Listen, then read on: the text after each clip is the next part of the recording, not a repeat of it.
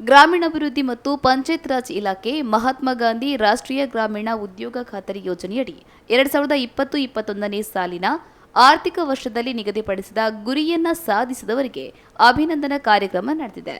ಉಜಿರೆ ಶಾರದಾ ಮಂಟಪದಲ್ಲಿ ನಡೆದ ಈ ಕಾರ್ಯಕ್ರಮದಲ್ಲಿ 100% ಪ್ರಗತಿ ಸಾಧಿಸುವ ಮೂಲಕ ಅತ್ಯುತ್ತಮ ಸಾಧನೆ ಮಾಡಿರುವ ಬಂದಾರು ಗ್ರಾಮ ಪಂಚಾಯತ್ಗೆ ಅಭಿನಂದನಾ ಪತ್ರ ಲಭಿಸಿದೆ.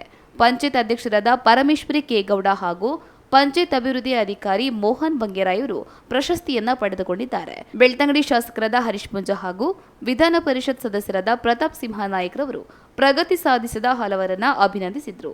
ಈ ಸಂದರ್ಭದಲ್ಲಿ ಉಪಾಧ್ಯಕ್ಷರಾದ ಗಂಗಾಧರ, ಸದಸ್ಯರುಗಳಾದ ದಿನೇಶ್ ಗೌಡ, ಬಾಲಕೃಷ್ಣ ಗೌಡ, ಚೇತನ್ ಗೌಡ, ಮೋಹನ್ ಗೌಡ, ಸುಚಿತ್ರಾ, ಪವಿತ್ರ, ಭಾರತಿ ಸೇರಿದಂತೆ ಪಂಚಾಯತ್ ಸಿಬ್ಬಂದಿ ವರ್ಗದವರು ಉಪಸ್ಥಿತರಿದ್ದರು.